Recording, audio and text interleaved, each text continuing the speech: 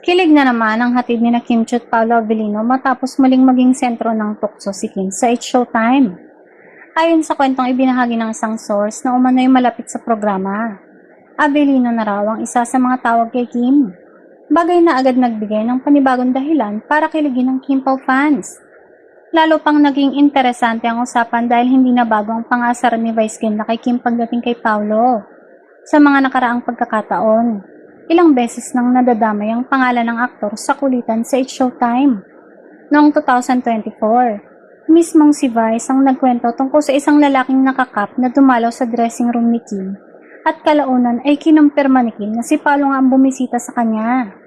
Dahil dito, para sa ilang fans, tila mas nagiging matapang na ngayon ang mga tukso kay Kim.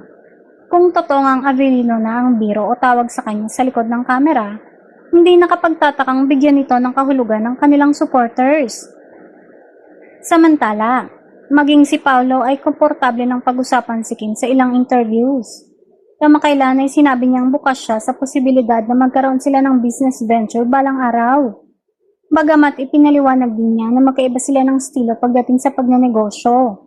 Para sa kanilang fans, dagdag lamang ito sa mga pagkakataong nagpapakitang malapit ang dalawa.